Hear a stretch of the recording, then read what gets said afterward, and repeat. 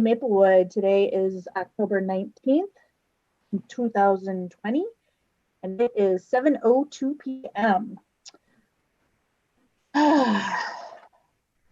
Roll call. Keith Buttleman. Here. Woo! Molly Miller here. Candace Okeson. Yes. Hello. Ann Palzer. Here. Hello. Ted Redmond. Here.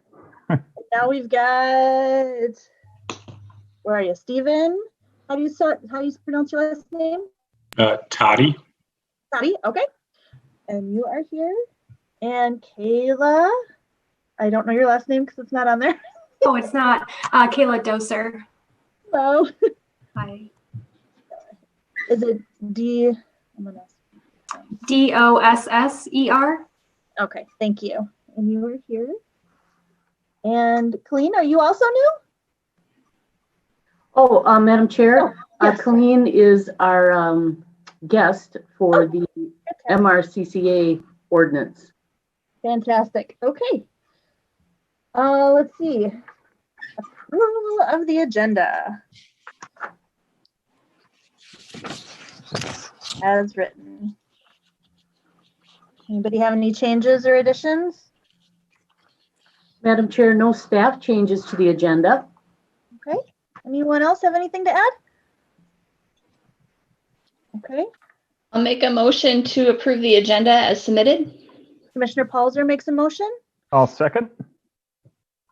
Commissioner Redmond seconds. Yeah, I had to scan. All those in agree, say aye. Aye. Aye. Aye. Any opposed? Aye. That passes.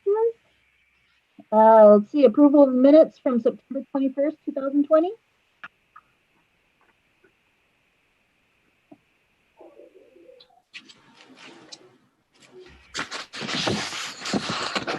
I didn't have any changes. I think it looked pretty good. Anybody else have anything they caught?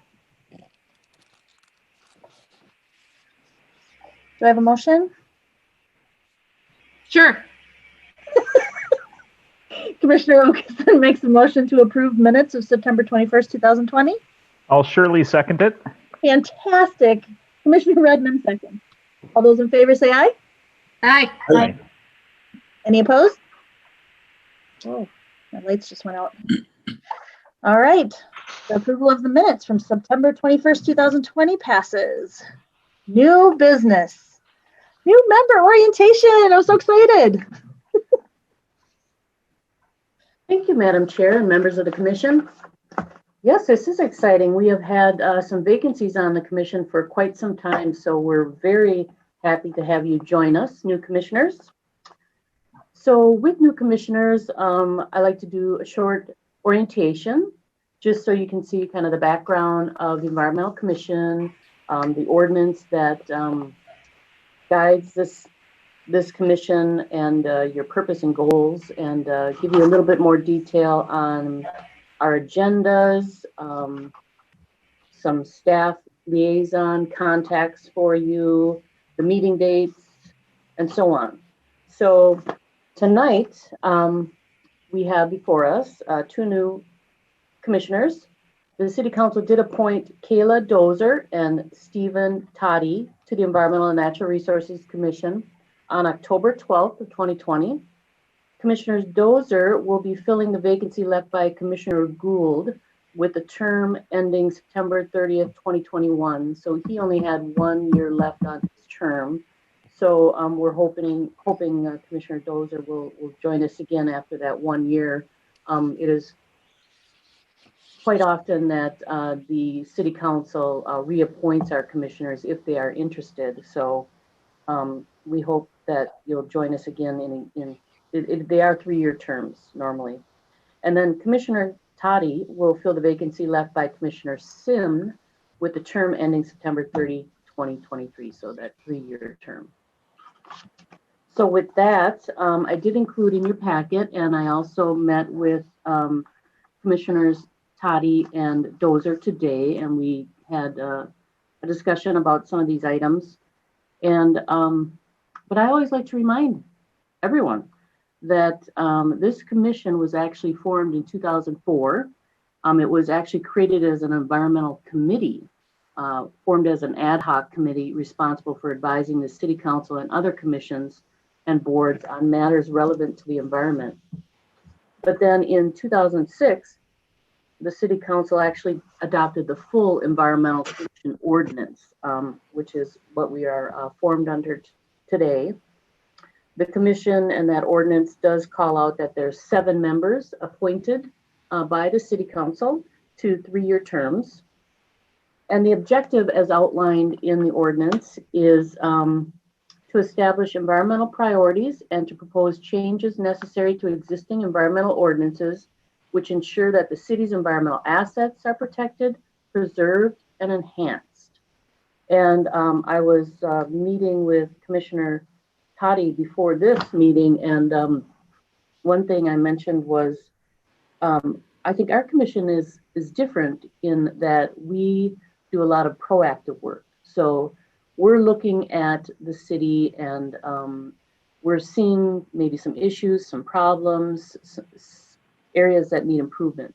And, you know, we're making those recommendations to the council that, you know, hey, something's not right here and we should propose some new policies or ordinances. Whereas some of the other commissions, most of them, you know, they're reacting to land use permits and things like that. So that's why I really appreciate our environmental commissioners and all the work they do in bringing all these ideas to the forefront. So let's see, what else should I touch on? We do an annual report. Over the last few years, we've kind of combined it with other commissions, and it's a full kind of brochure. It's quite professional looking.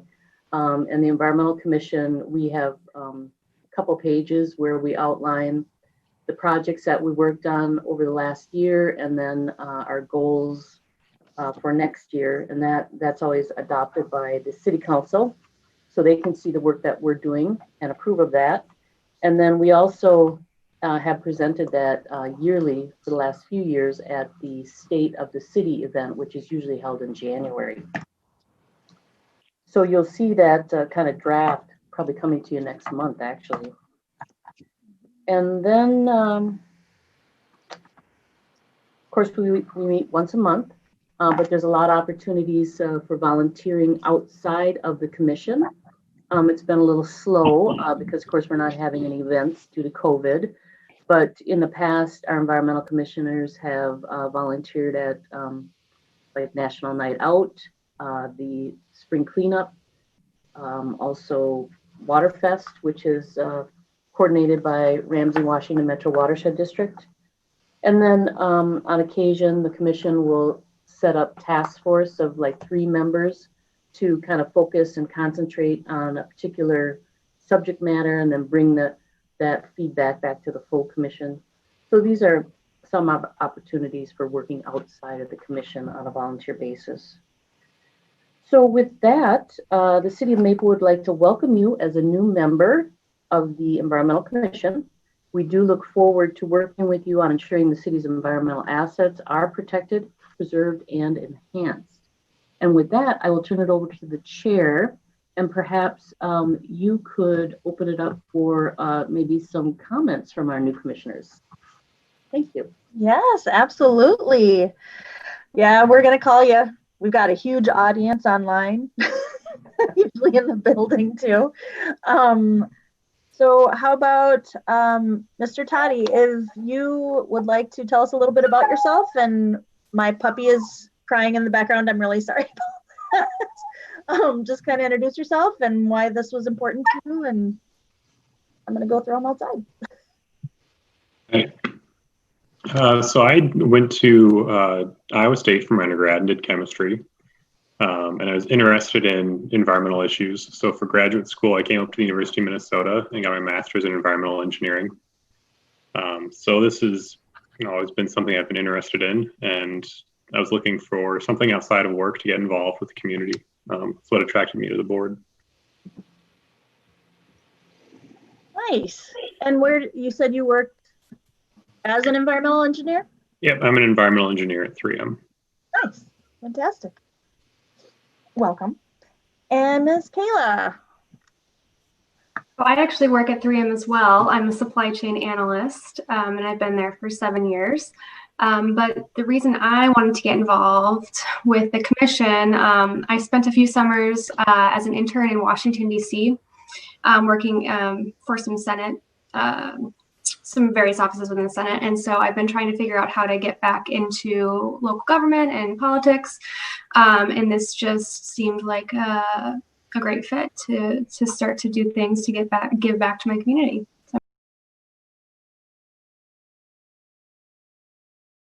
Oh, that's excellent. I'm so glad you guys are a part of us. We've been kind of on the short end for a little while, and I think this is going to work out great. It'll be good to hear your insights and your opinions on a lot of the work that we're doing.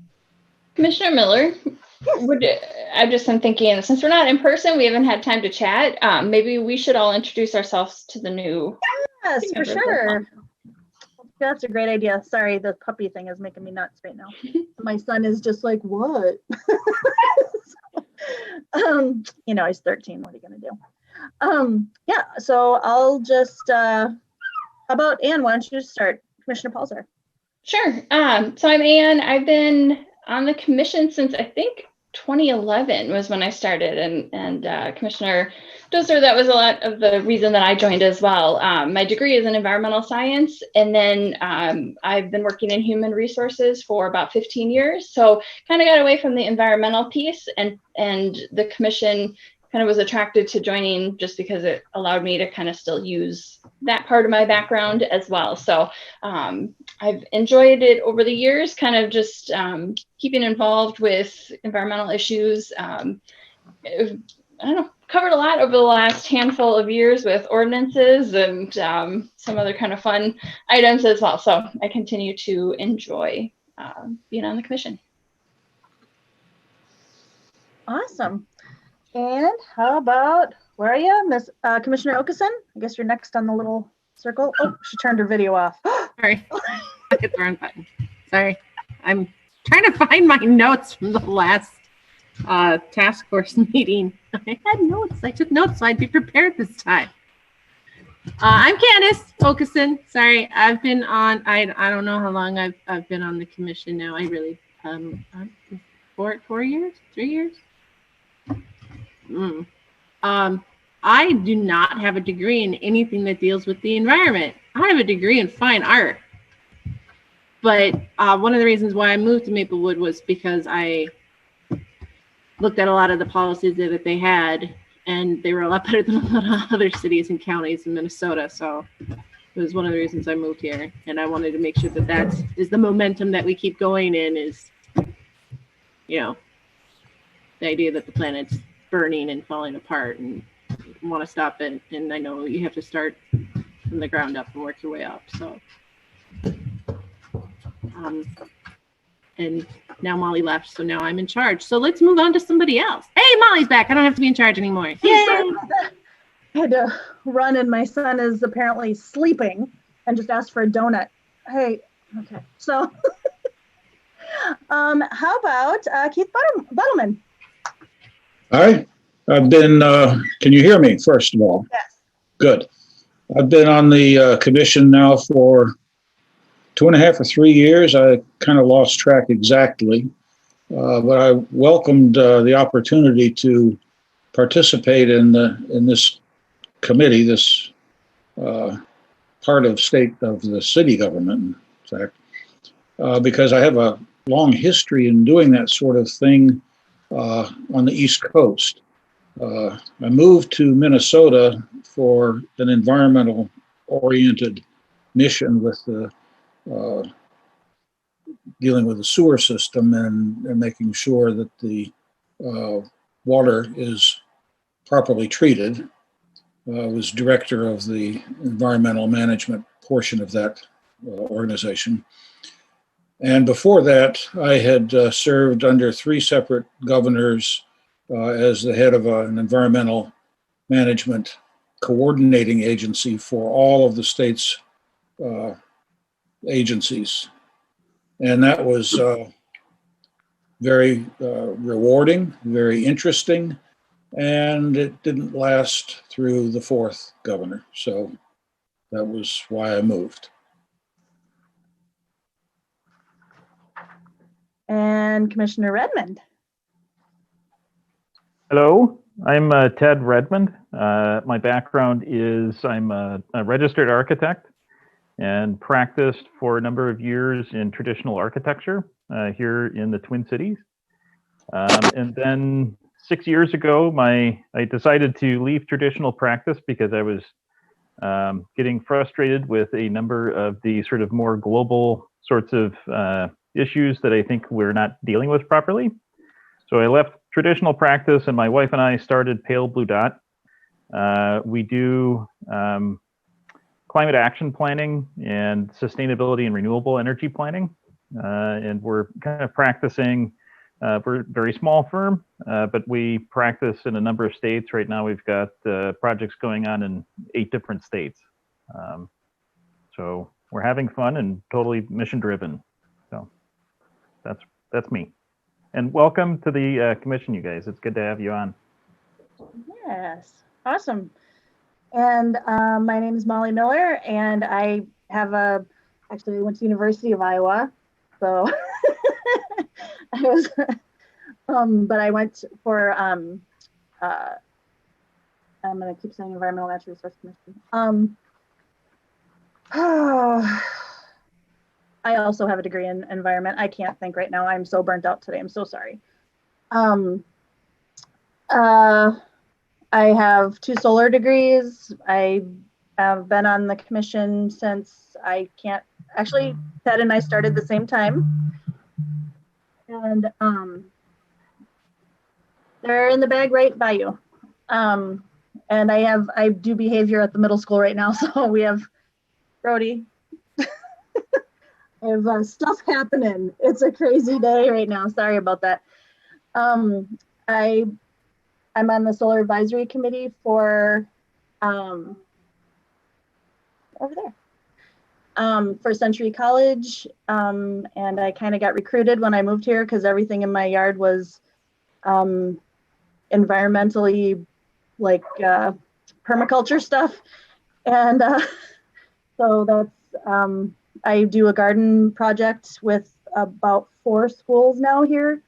Garden in a Box with University of Minnesota, and we have garden programs for behavior and for sensory stuff, and it's pretty cool. I love doing that, and that's why I'm here.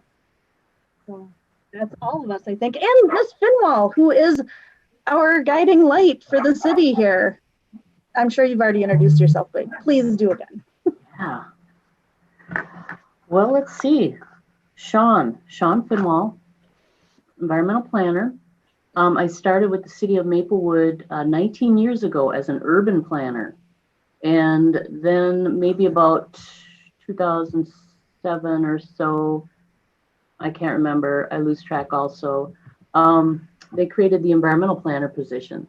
So I stepped into that and have been working with the Environmental Commission ever since, have been the liaison to the commission, and have been very impressed with all the work that they've accomplished over the years. I was mentioning this to the new commissioners today. I think we've had some really productive years. It was actually the Environmental Commission that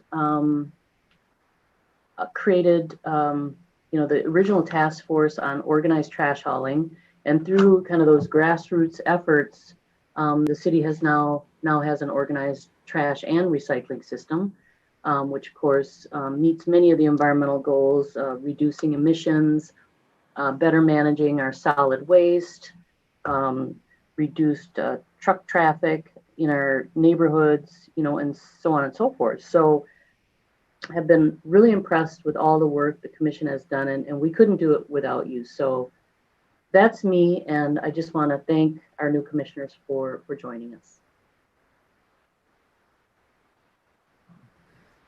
Thank you so much. Do you guys have any questions for us? Or is there anything that you've just been on the edge of your seat, I can tell, just wanting to know from us? No, I don't have any questions. I'm excited to learn more and get started. Fantastic. We can do this a lot too. All right. Ditto. Did you guys know each other before you were working here? Nope. Nope. Well, that's pretty cool. Welcome. All right. And just so you're aware, the chair gets passed around and we kind of elect it. And so this is just the person who runs the meeting.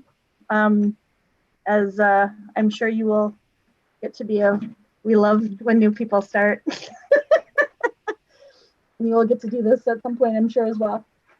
Let's see, moving on to unfinished business, the Mississippi River Corridor Critical Area Ordinance.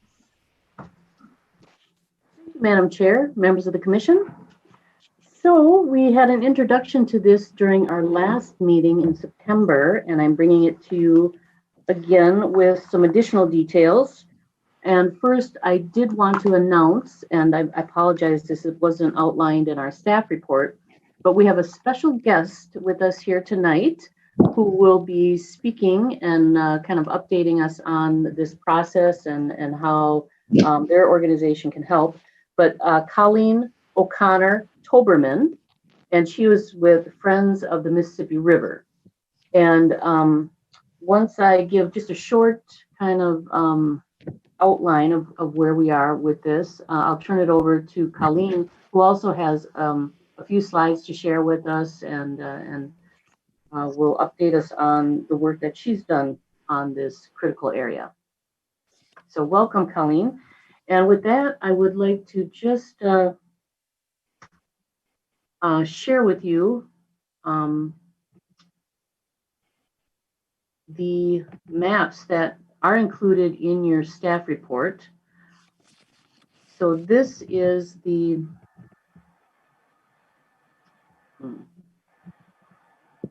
overall corridor.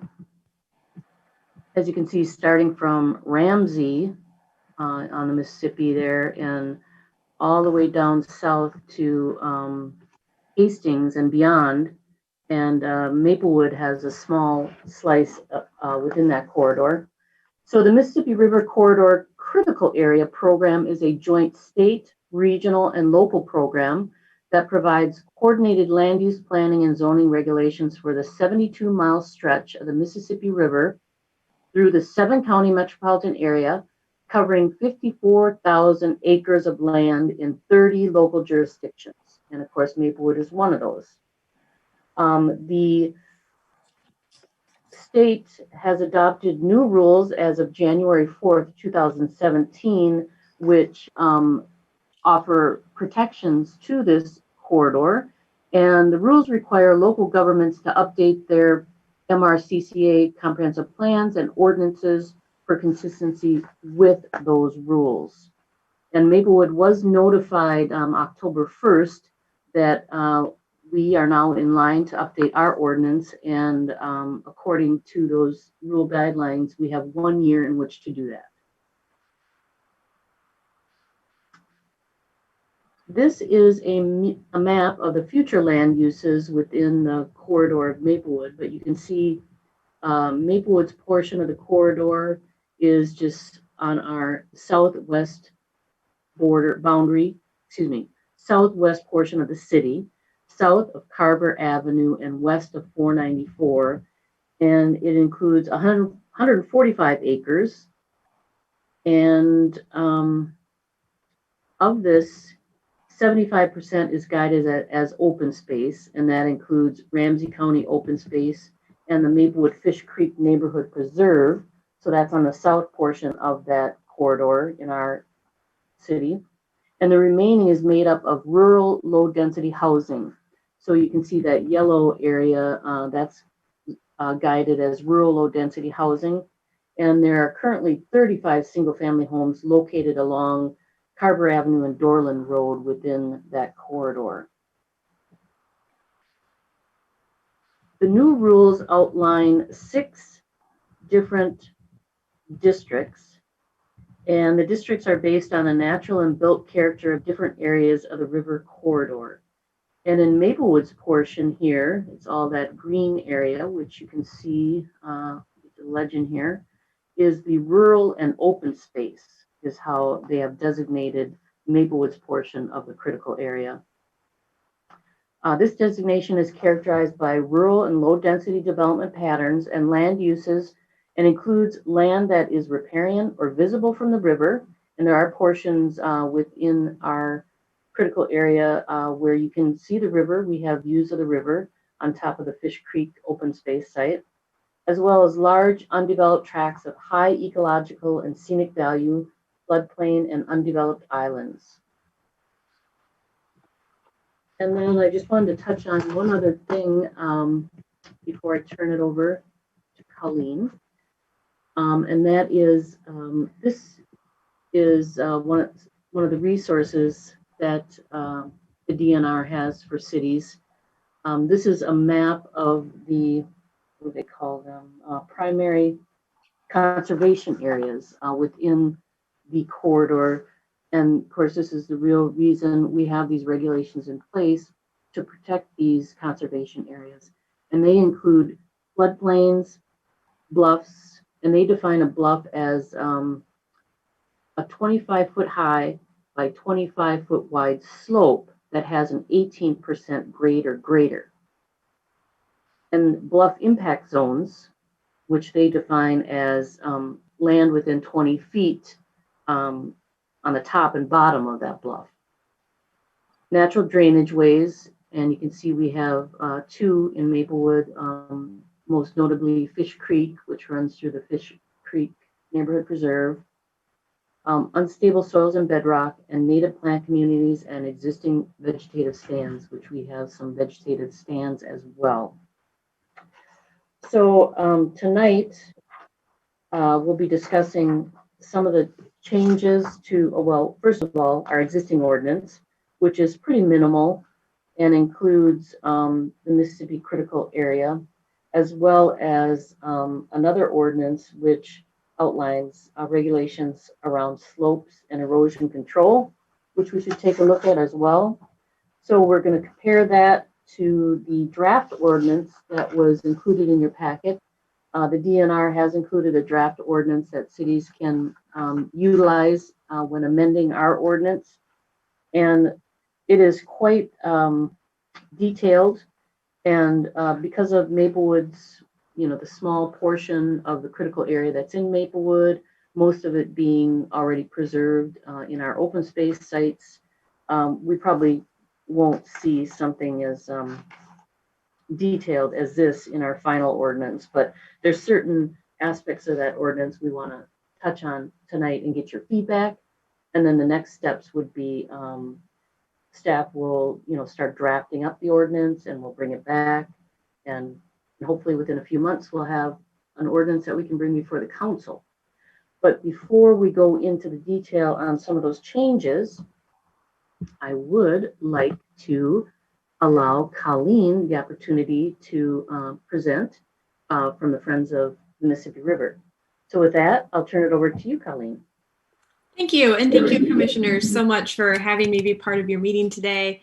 I'm Colleen O'Connor-Toberman. I'm the River Corridor Program Director at Friends of the Mississippi River. And let me see if I can share my screen so I can show you a few things as we go here. So there's a few buttons to press. There we go. I assume everyone can see that. So Friends of the Mississippi River was founded in 1993, and we were basically created to be the friends group to the national park. So as Sean talked about, there is a special state designated critical area of the Mississippi River through the Twin Cities Metro. And the National Park Service has actually designated that as a national park as well, following the same boundaries. And that was kind of what spurred FMR's founding. When you were talking about the mission of your environmental commission, I was struck by a lot of the same words. FMR's mission is protect, enhance, and restore the Mississippi River through the Twin Cities. And my program, the River Corridor Program, focuses on land use and planning, policy, and advocacy. I'm going to talk through just a little bit more of sort of what we're learning from other cities who are going through the critical area process and how they might apply to Maplewood, and then around for as long as people want for discussion and Q&A. So let me see if I can advance my slides. There we go. So the critical area was established by the state in 1976, and I think it's a really good recognition of what a special area we have here along the river. including the bluffs, which is really where Maplewood comes in. The federal government followed suit in 1988 when they designated the national park that follows the same boundary. But as you know, it's a little bit of a unique national park because the federal government doesn't own much of the land at all. And instead, it's jointly managed in collaboration with all of the local jurisdictions. What that meant for the critical areas, that managing it, protecting it has been a little bit uneven because each community, each city and township, of which there are 25, has approached it a little bit differently. And so Friends of the Mississippi River was really involved in urging the state to take a closer look at how the critical area could be managed more evenly, with really an eye to sort of more comprehensive protections and more clarity for cities and for developers and landowners about what's allowed in the critical area. So the critical area reform legislation and an extensive stakeholder process after that went underway for several years. Cities then adopted a critical area segment of their comprehensive plan in the last couple of years, their 2040 plan, and now they're adopting ordinances that match. And so all of the state's rules that they've created about this don't really go into force until a city gets its ordinance adopted. And all 25 cities and townships will have to meet the same standards, which are outlined in that model ordinance that's in your packet. But cities can choose to add additional protections if they're interested. But overall, it's a really excellent baseline and a way to make sure that the river and the bluffs and the riverfronts are managed more consistently. So you already saw these maps. We're talking about a really small area of Maplewood, and Maplewood might be the only community in the critical area that doesn't actually have Mississippi riverfront. Instead, you have those fantastic bluffs, most of which are protected in the Fish Creek area, which is a really neat spot. So kudos to the city for its leadership in preserving that and making it a recreational space. So when we're looking at what part of the city is in the critical area, it's just the very bottom southwest corner. And you already saw this map on the right that shows that the vast majority of that, this hashed area, is already protected as public open space. And so when we're talking about the ordinance that is to come, it does provide guidance for both public and private development. But for Maplewood, the most relevant part will be what applies to the private neighborhoods. So the kind of 35 homes in the critical area. The ordinance includes a lot of protections. I am not going to go over all of these in detail, but I'm happy to answer questions. So things that are prioritized are open space, public access, scenic views, bluffs, shorelines, vegetation, wildlife habitat, water quality, and historic and cultural resources. A lot of how those protections are developed come out of that map that Sean showed of primary conservation areas. So that's where the bluffs and the any cultural resources and native plant communities and things like that are mapped, and then your ordinance will then protect those designated areas that came in your comprehensive planning process. So, like I said, the DNR's ordinance that they're providing as a baseline is really good. And especially for a community like Maplewood, where you're talking about a really small section of your city, I think it's an excellent baseline. But one of our advantages at Friends of the Mississippi River is that we are working with all 25 communities who are adopting their ordinances. And so we have the advantage of seeing what other communities are considering and sharing those recommendations around and looking for opportunities for communities to strengthen the ordinance. And what we hope is just a really pragmatic and helpful way for people. So a few things that you might want to consider adding to your ordinance. The most significant piece of the ordinance for Maplewood is going to be bluff protections, as you might have guessed. So that is going to be setbacks primarily from the bluff, setbacks for structures. So in this case, private homes. There are also some setbacks for things like decks and patios. The new setback from the bluff's edge for structures in the critical area in that rural and open space district that applies to Maplewood is 100 feet. This is significantly larger than what some of the current structures, some of the current homes in the critical area are built to. That's fine. They can remain as legal non-conforming structures. But the prior setback for this area was 40 feet. And so 100 feet is really substantially different. If there ever came a time where one of those homes, especially I believe the 11 that are already closer than 100 feet to the bluff, if any of those ever were to be rebuilt for any reason, Maplewood would want to have a clear set of guidelines in place with maybe some additional language about how you would determine what an appropriate setback was. So the state says that it's supposed to be 100 feet, but you can average out the setbacks of the buildings around it if the structures on either side already don't meet that setback, which make a lot of sense for a neighborhood like this. But in the DNR's draft of the ordinance, that's about 2 sentences. It will be significant enough in Maplewood that you might want to consider putting a little bit more in there about how you're going to determine that. You might also want to consider not allowing decks or patios within 20 feet of the bluff edge. That's called the bluff impact zone. The ordinance does ban those, but I believe that people could apply for variance to have that accepted. You could consider just prohibiting variances to build quite that close to the bluff edge. One other protection you might want to consider, if someone were to build a new structure and they wanted to be closer to the bluff than 100 feet, you could add a statement in your ordinance that then they absolutely have to comply with the height limits and not also seek a variance to have a taller building than they're supposed to have. So the height limit in this area is 35 feet. That is plenty for most residential uses. That's easily a 3-story building.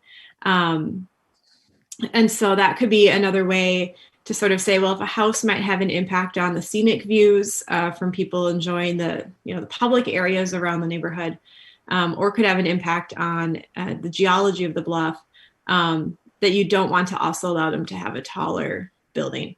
A couple other things I'll just mention that aren't bluff related. Setting really clear and detailed criteria for variances is always a good idea. The DNR has some optional language in their ordinance that we highly encourage cities to adopt. A couple other things. One is that if someone applies for a variance, which again would probably largely be kind of bluff related in Maplewood, the city is required to give the DNR and the National Park Service 10 days to weigh in on that before there's a public hearing. We recommend lengthening that to 30 days. These agencies tend to have really helpful expertise and technical assistance, but often can't respond within 10 days. And we've actually found them to be particularly engaged in bluff-related issues lately.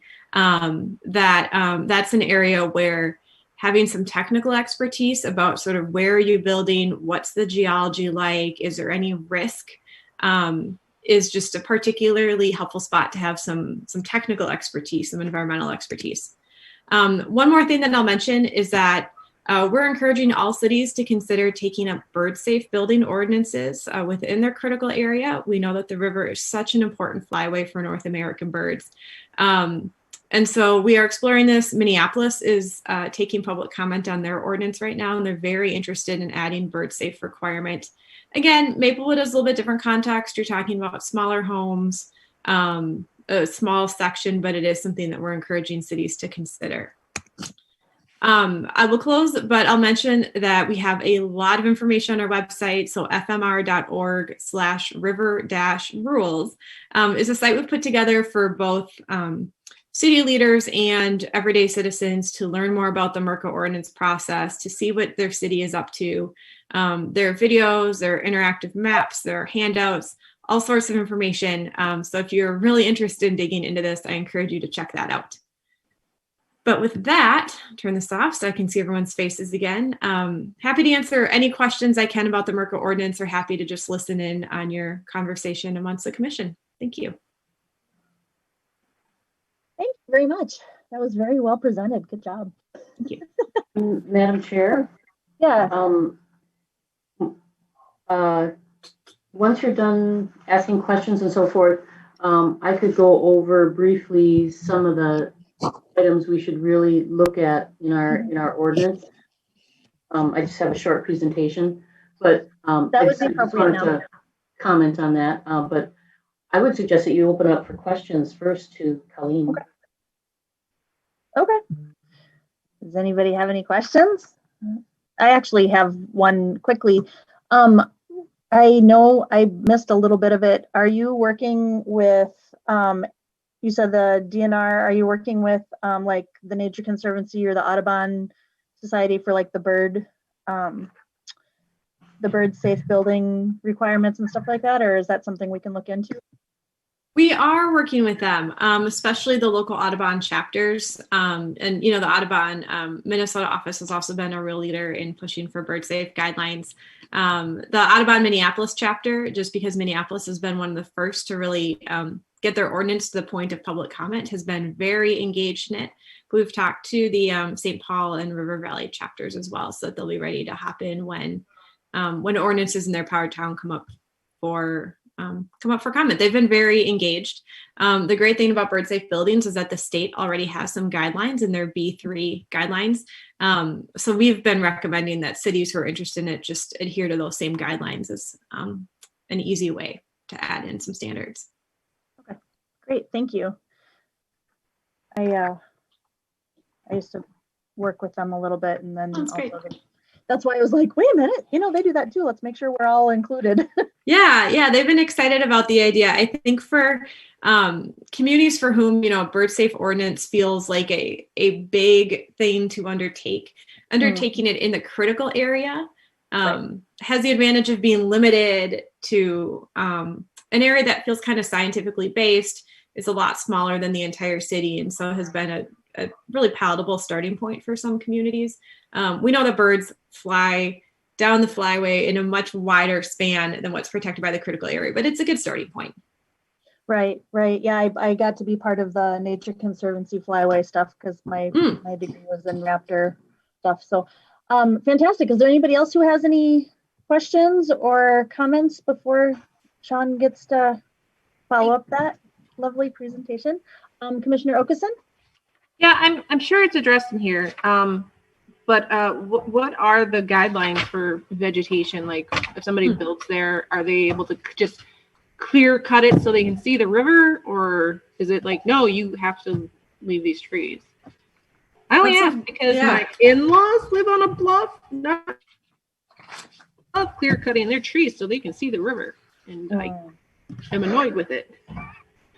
That's a really good point. Yeah.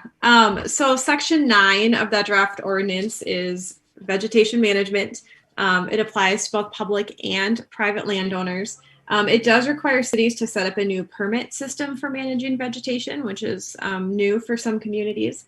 The vegetation management standards, which do prohibit clear cutting, only apply to certain parts of the critical area. So that includes shore and bluff impact zones. So in Maplewood, that's 20 feet from the edge of the bluff. Areas within 50 feet of a wetland or drainage way, areas of native plant communities, and significant existing vegetative stands.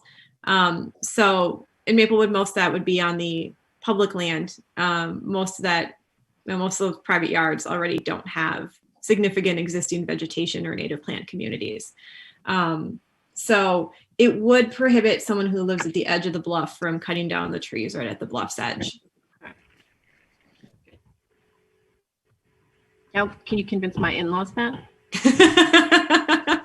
They are free to call me. Well, they live in Wisconsin, so I don't know what the rules are there, but yeah, they're different over there. Yeah.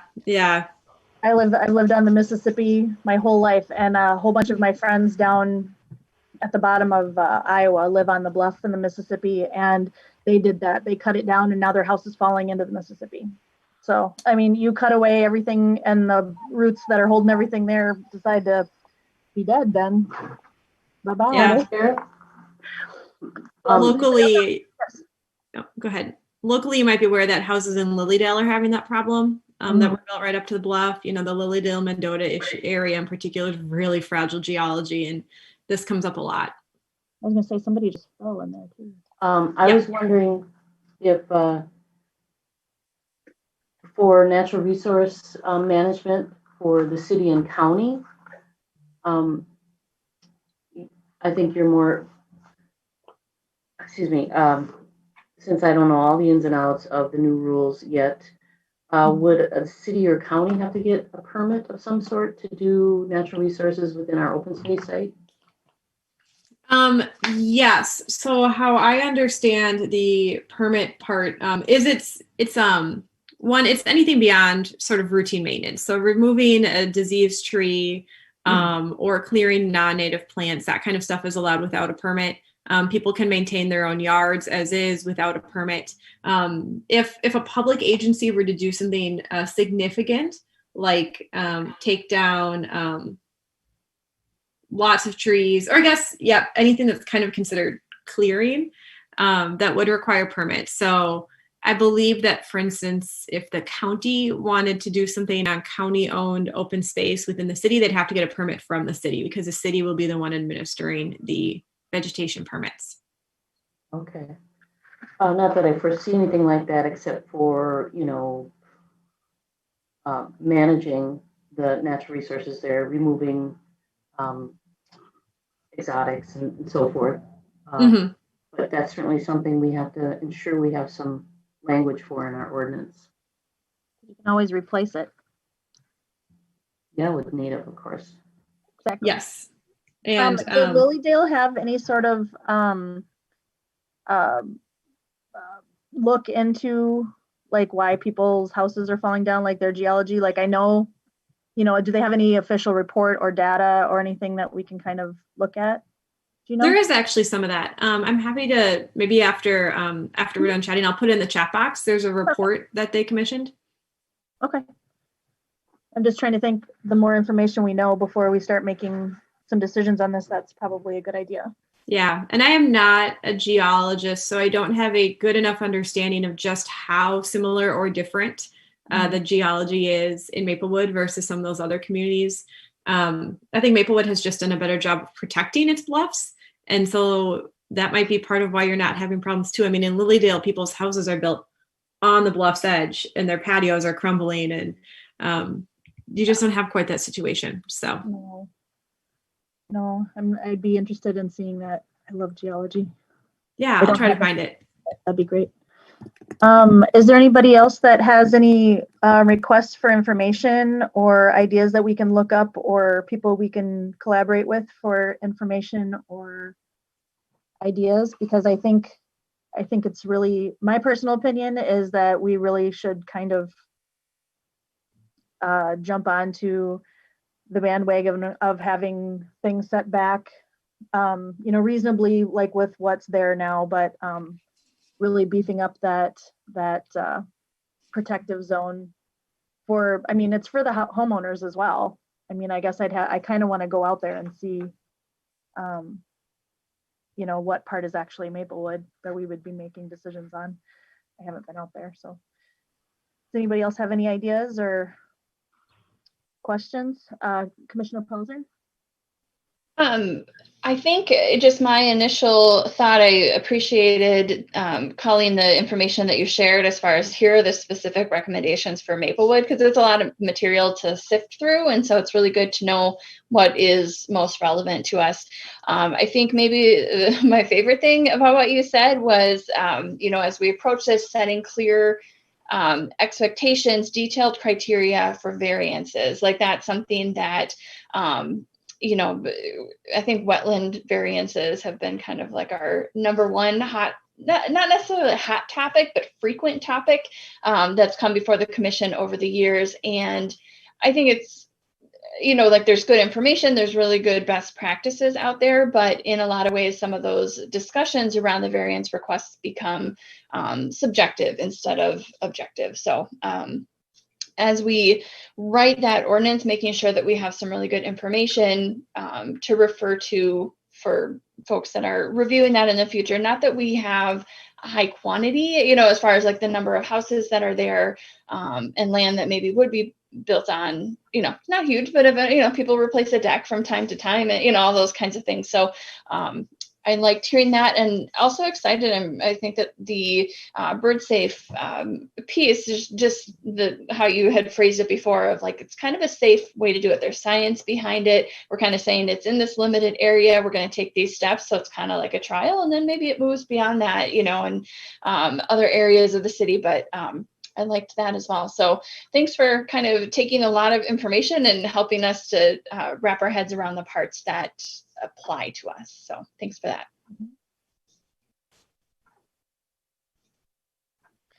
And also, Clean, would you be willing to kind of be a point of contact while we're writing it as well? Yes, absolutely. Perfect. So FMR will, issue written comments on all the ordinances when they come up for public comment. We also have a network of advocates called River Guardians in every community. And so as ordinances come up for the public involvement phase, we'll be reaching out to folks in Maplewood to let them know what's happening, share some of the strengths, share some of the areas where maybe extra encouragement to add a provision or to kind of give the Planning Commission and City Council backing to consider adding a provision might be helpful. So more than happy to be a resource. I will add my contact information in the chat box in just a moment. Perfect. Could you also We'll stay involved too, but please reach out. Yeah. Would you also be able to email Sean with that information? I'm sure she already has it, but just so we can kind of get it all. Because as soon as I close the chat down, man, it's gone. Yes. Sean has my information and happy to have that shared with everyone. I'm going to add too in the chat box our website that has, if you really want to get into this, there is everything there that you could want to learn. That's what we do. That's what makes commissions like yours great, is the willingness and interest to dive deep and be really thoughtful, and present more specific recommendations to people like the council members who have such a breadth of things that they have to consider. Right. I think we should rename ourselves the Nature Nerds. Sorry, that's just me. I love that. Does anybody else have any? I got to move the chat box so I can see if anybody's waving at me. Anybody else have any questions for Ms. Toberman? Switch everybody to the side. Sean, it looks like it might be your time to shine. Again? Again. I'm 15 minutes. just going to, in your packet, I did include the giant ordinance, and I highlighted some areas that I thought we should make sure and focus in on. And there's a couple that I wanted to detail for you here tonight. And then once I go through these, maybe we could just have some feedback from the commission on some ideas for, our ordinance. And then I really liked your idea about a tour, but then I remembered, COVID. So maybe we could have, I don't know, we could all meet at Fish Creek for a hike with masks on or something. But yeah, I think it'd be beneficial for all the commissioners to go out there to see that open space site if you haven't been down there. And then we could drive around, well, again, COVID, we could all drive separately and see some of the homes that are there. And it would be great if we had a willing resident who would let us in their backyard to see, what this bluff impact zone is all about. So I'll see if I can work that out, and maybe we can all go down separately at some point, and this resident would let us in their backyard. Do we know how many people are living in Maplewood on that bluff? Do we know approximate number of residences or businesses? 35 homes within the 25? 35. I did a little investigating, and it looks like 18 are right next to the bluff impact zone, 18 of the 35. And then I focused in a little closer, and it looks like about 11 may have been constructed closer than that 100 feet. Okay. So they would be considered pre-existing non-conforming. Okay. Grandfathered in at this point. Right. Okay, but we would because here's what I'm thinking.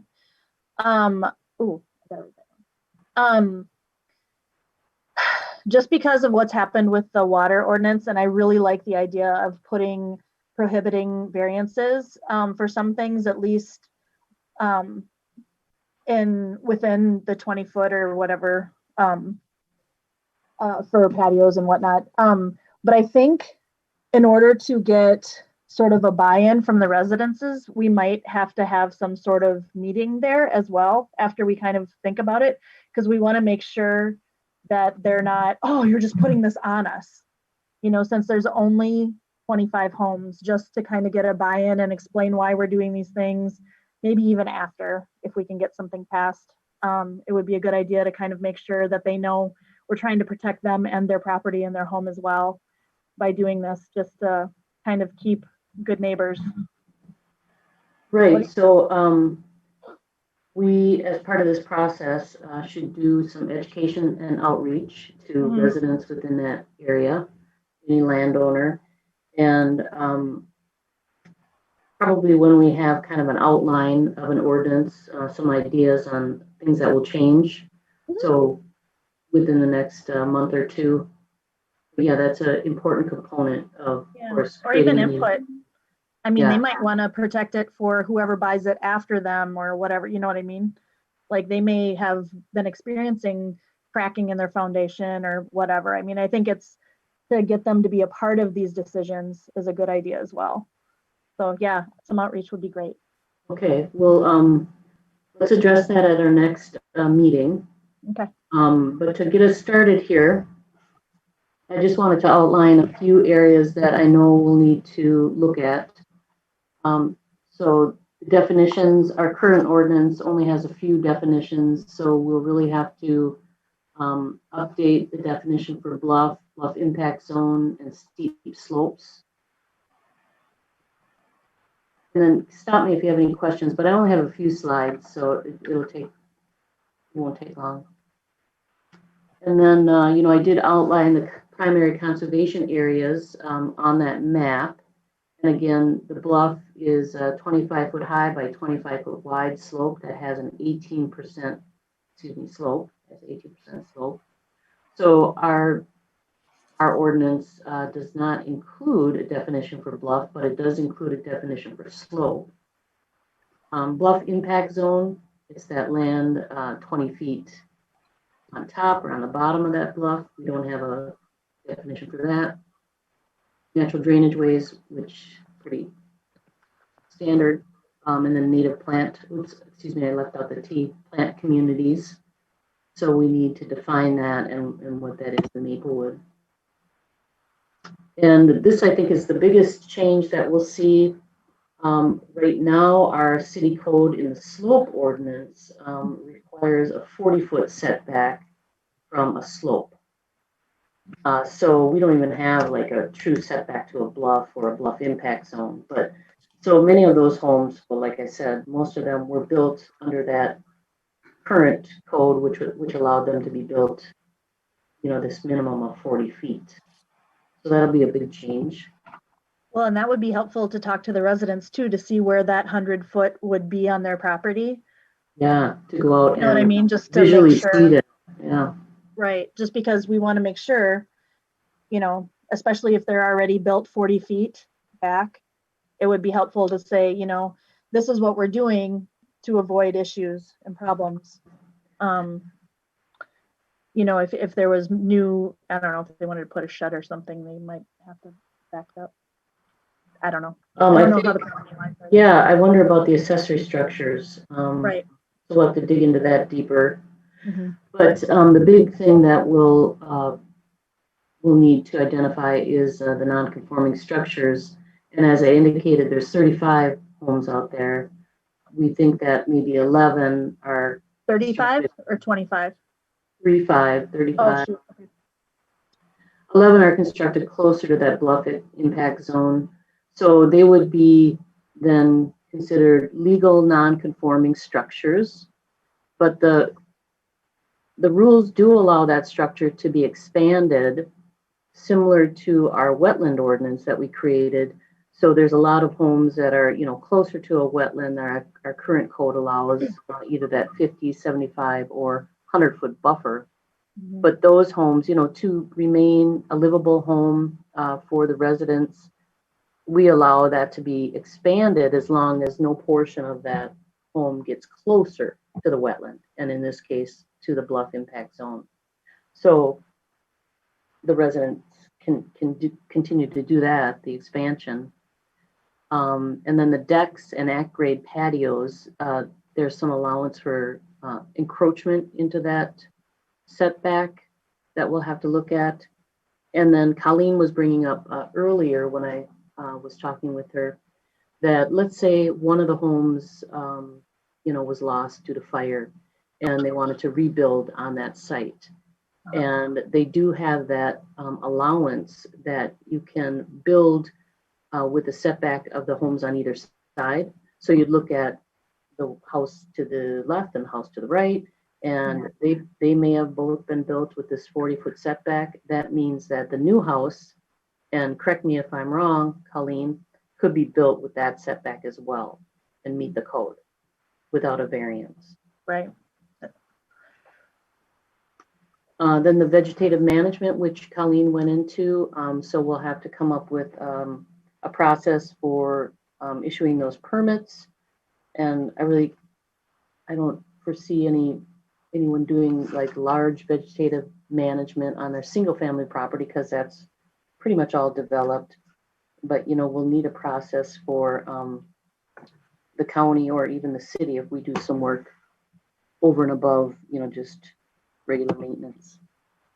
And then finally, this is a process, and this is our starting point. So tonight we're just here to discuss the rules and the changes and get some feedback from you, and then we'll bring it back in November. I'll start drafting some language, and we should also work on our education and outreach and maybe some opportunities for visiting the site out there. Mm-hmm. So with that, I'll turn it over to you, Madam Chair. Thank you. And I just realized I was not on mute, so you probably heard me going, Sorry about that. I tell you were really interested. I am. This is great. I'm so excited. I think, thank you, Sean. I'm everything that I asked you was in your slides. See, you were here, man. But yeah, is there anybody who has immediate feedback or reactions to this, or let's just make sure nobody ever puts another sharp thing in the ground around here and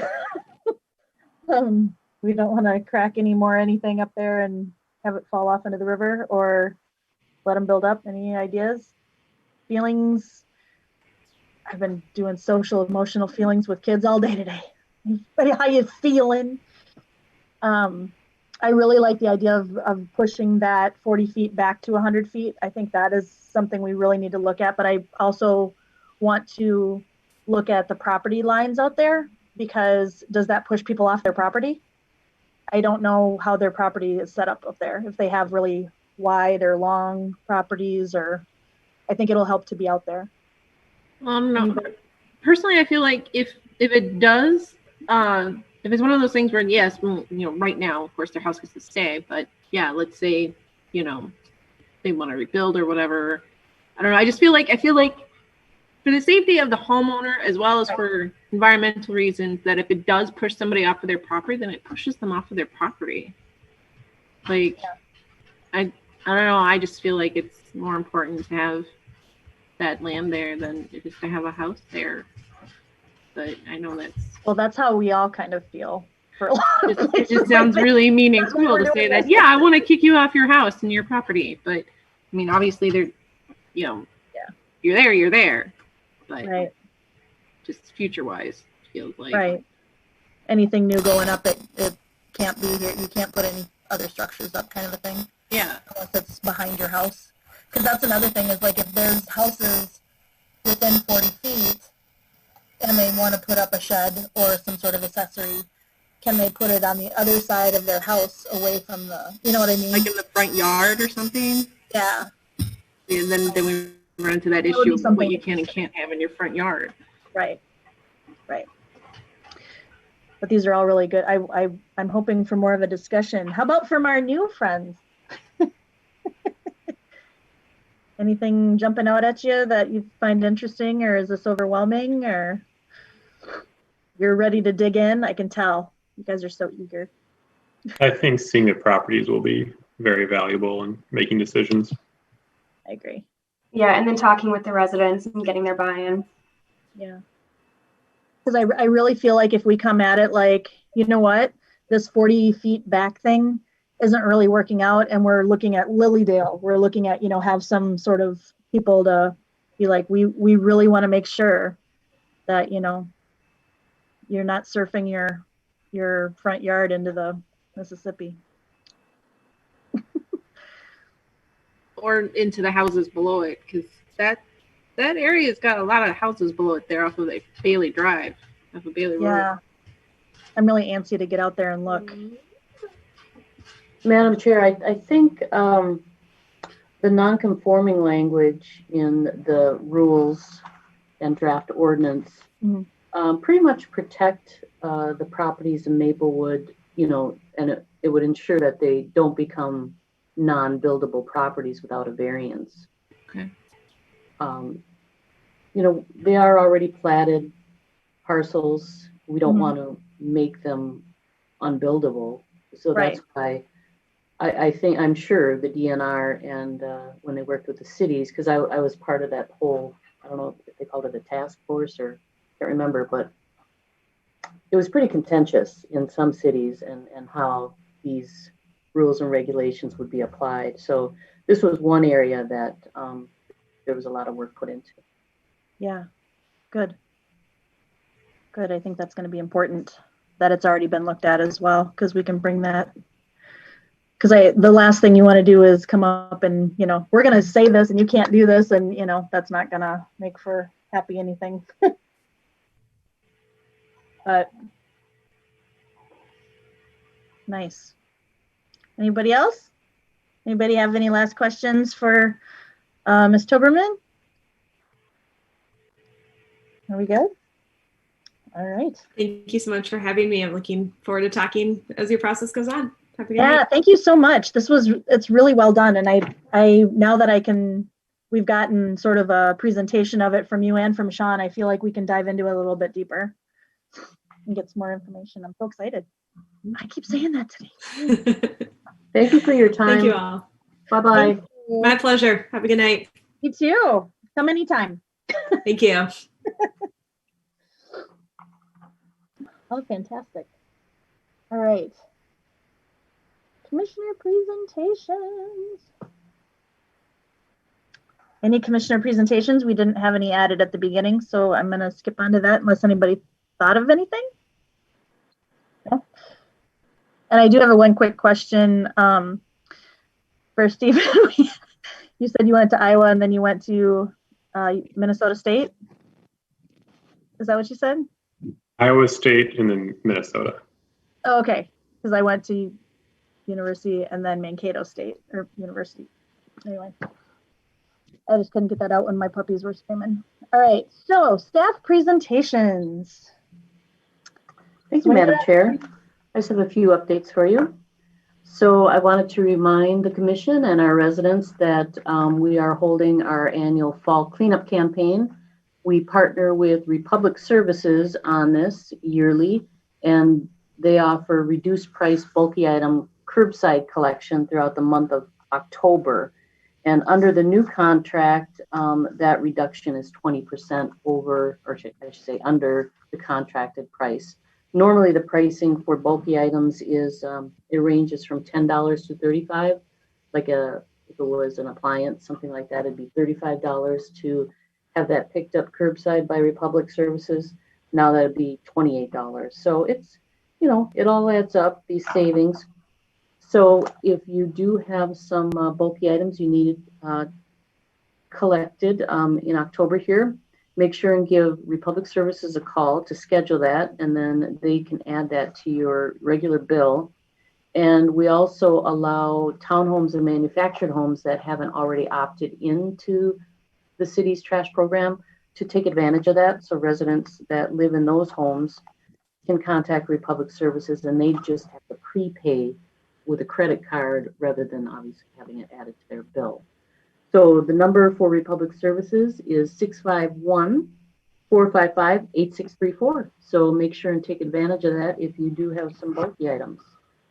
And I think there is a pent-up need for that service since we had to cancel our spring cleanup, which would have been in April of this year. which brings me to my next subject, which is the shredding event.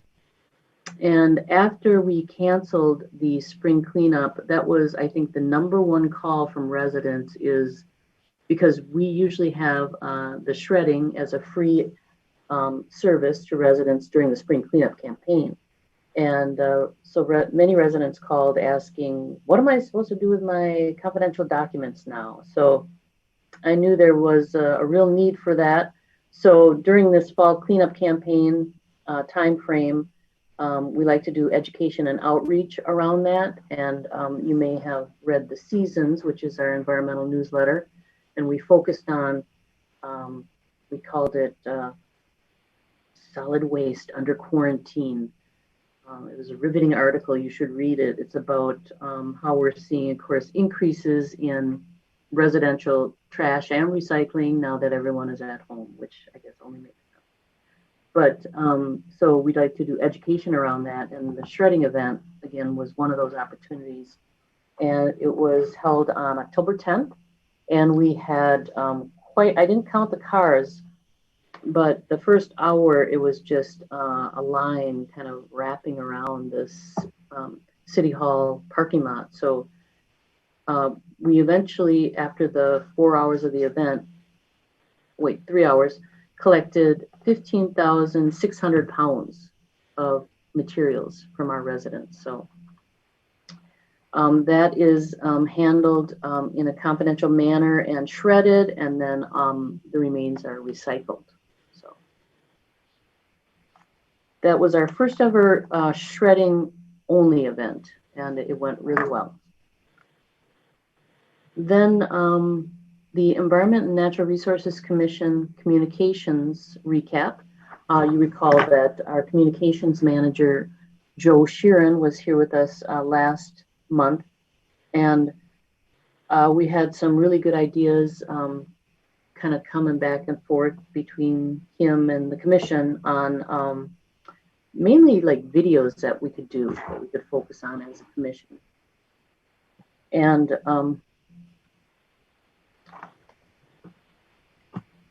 I'm afraid my battery is low here. I'm going to check something.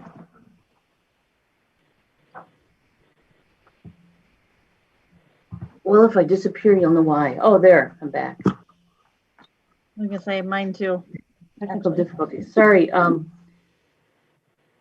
Videos ideas, and he emailed me with some follow-up on liking the urban agriculture, the food scraps, kind of life of the food scraps, and kind of following at that food scrap recycling collection center by the Maplewood Community Center, and maybe seeing the people that are bringing their recyclables there. And so that he liked that idea. And then maybe later in the fall, some business efficiencies. And then over and above those ideas, what I was really trying to get at, and I think, which is our next subject matter, the Nature Center Task Force might bring us there. And this is kind of more long-range environmental education and how the city will handle that now that we don't have our naturalists at the Nature Center who did a lot of that environmental education, and that our commission partnered with and depended on to, do a lot of those events and so forth. So I'd like to eventually kind of address that with our commission. What is that going to look like? Our seasons, we had talked about rebranding that newsletter now. Since we don't have those regular authors, maybe it means our environmental commission could take turns writing an article, for Maplewood Living, or maybe it's you're starting an environmental blog, or what does it mean for our city moving forward? So I wanted to recap that Joe's working on some great ideas for videos, and we'll touch base with you on that, and then more on kind of a long-term plan moving forward. And then the Nature Center Task Force, we wanted to make sure and talk about that, since we do have a commissioner who attends that as the liaison. I watched the video on that meeting, which was held on October 1st. And so I'll just briefly go into what I know, and then perhaps Commissioner Oakenson can share her thoughts. But it looked like the agenda included a recap of the 2019 Nature Center Master Plan. And some of the commissioners here were involved in that. And of course, we were all updated on that. They did an overall master plan about the space, about their programs, and you know, it just had some really lofty goals. And then, of course, unfortunately, due to economics, that all kind of had to be pushed aside. But let's make sure we're looking at that as we're moving forward with this task force. So that's really what it focused on, that whole meeting. Do you have any other insights to share, Commissioner Oakenson? Yeah, I found my notes. Looked everywhere thought I wrote them down. I typed them down. It's very clever of me. So clever, I couldn't find them for days. But we talked about how trying to raise funds or partnershiping during the pandemic it's gonna be hard to get traction for that, which is why I know originally the city council I think they were hoping that, I don't know, they originally said that our dates were from like October to December, and that's not gonna happen. We need more time than that. A lot of people had asked about 3M and how come, since 3M's located in Maplewood, and Kathleen Juneman was there, and she talked a lot about how every time we go to 3M asking for money, it takes months for us to find anybody to even talk to us about it, and how basically everybody asks 3M for money, so they're not going to give us money because everybody's asking them for money. And then we talked about the different competitions with other nature centers in the Twin City metro area, like the one over in Lake Elmo, maybe partnering with some of them. We should reevaluate and restructure the nature center so it's newer, more competitive. We talked about how the nature center originally had like 2 different grants, but we lost them once we closed down, and the grants were worth almost 75 grand total. And we talked more about how, part of the reason why the city cut the funding was because it would mean raising property taxes, and Maplewood already has some of the highest property taxes in the metro area. And how Maplewood the city itself is in a lot of debt, and we're trying really hard to get out of all that debt. So it's cutting a lot of funding to a lot of things, so we're not drowning in it. There's also people talked about, well, maybe the Ramsey County watershed, how they're combined with the Washington County watershed. So there was thoughts of maybe we could combine Ramsey County and Washington County Parks and Rec together. Like sort of an East Metro collaborative idea. We talked about what kind of goals we want for the Nature Center to be, what was working for it, what other cities are struggling with. Perhaps we can partner with another city like maybe North St. Paul, Oakdale. Maybe we could partner up with Woodbury because they don't even have a nature center. Or we could also combine together for different rec programs. Yeah, that was a lot of it. We also talked about partnering, like maybe talking to Century Community College because they used to have students come out and teach classes at the Nature Center. So we thought maybe there was something collaborative we could do with them. A lot of that. A lot of idea bouncing, I guess. Thank you for that recap. And with that, I'll turn it back to you, Madam Chair. Yeah, no, thank you very much for taking such detailed notes. I'm impressed, and type them up. I'm sure they're beautiful. Yeah, that's got some good brainstorming you guys did over there. Did they come up with anything that they thought might be worth following up on? Are they doing that with those ideas? Yeah, I think various people are gonna try to check different things out, things that they have connections with. Like I know I wanted to talk to you specifically about that connection you have with Tesla. If you could get me that information there. But a lot of this stuff also is just, before we can go to people asking for money, we need to figure out how are we going to, are we going to leave the nature center the way it is, or are we actually going to try to reinvent it, recreate it? We need to figure out what was working with it, and then, maybe reach out to other cities and other towns and see what they do with their nature centers and what works for them. So that way we can try to make the best version of the nature center we can before we start asking people for money. So it's one of those things where, and the idea of, how much, because we don't want to just do a bake sale, because that doesn't solve a long-term problem. That's just, it's going to keep us open for a couple of months. Yay. But we need a longer term solution. So that's why everybody was talking about maybe if we partnered up with other cities or maybe another county or something. I'm actually, is somebody already connecting with Century College? Because I'm on their solar advisory board, and it might be worth having it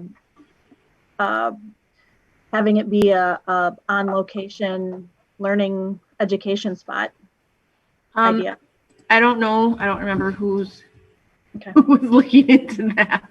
Because I can text them while we're, because the guy who runs it, I helped start the program there. So, and they got a, what was it, $250,000 grant from the legislature to be a solar school, but it might be worth it because they're shoved in a corner. Yeah. I don't see any harm in reaching out and letting them know that we're looking at all of our options. Yeah. Okay. Does anybody else have any questions or anything to add? I kind of feel like that was really well done, and I'm glad to know that people are still passionate about it, because it is really important, and I feel like it needs to still be an educational destination spot for Maplewood. Yeah, no, everybody talks about how these schools go there. These, especially a lot of kids from St. Paul or whatever other school districts that don't have, nice nature preserves to go to. So it is very educationally needed. It's just coming up with long-term funding for it. Commissioner Okeson, is the next meeting in a month? Yeah, the next meeting is October 22nd at 5:00. I think it's Is that open, or is that just for you guys? Well, I know they're filming it and taping it, and you can watch it on the Maplewood website. But I don't know. I'm not sure if anybody can just pop in. No, I don't think they have public comment at this point. I'm sure they will. There's already a lot of us on there. There's I don't know, 9 or 12 people or something. So.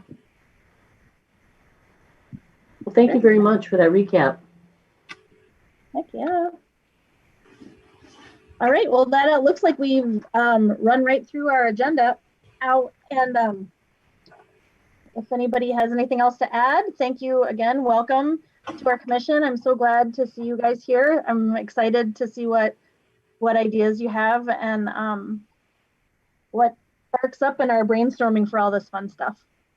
So, Sean, I guess if we have some ideas or concerns about the ordinance, should we just kind of throw them on a page for you and email it to you, or because it's so long, to our next meeting, and I just feel like it's fresh in our brain, and I kind of want to do a little bit of research on it. That's why these ordinances always take a while, because there's just so much to get through. So, yeah, if you ever think of something before our next meeting, make sure and let me know. But I have a couple tasks now, which is kind of starting an outline and draft of the ordinance.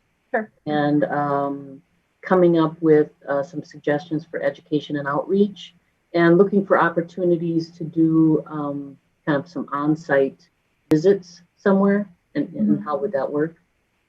Sure. And concerns. It would be nice to hear their concerns too, because maybe they're already kind of like, geez, I would never do it already, kind of thing. So that would be great. That would be great. Do you have access to like Google Drive? Do you have that at the city? Sure. Okay, because maybe we could just put a document on there we could add to, and then you would have access to see what we were thinking without you getting 10,000 emails. Oh, Oh, I know. See? I'm going to put that on my list too. Well, I can just add you to it and share it, and then share it to everybody. There's always that issue of quorum and sharing information. You know, that's always an issue. Oh, well, we lost her. We lost her. Let's just wrap this up, shall we? Commissioner Right. Anybody want to make a motion to adjourn? Motion to adjourn. Second. I'll second that. Excellent. And we be done. Looks like we're adjourned at 8:28. Thank you, commissioners. Excellent. Welcome. Have a great night. Night. See you soon. Bye.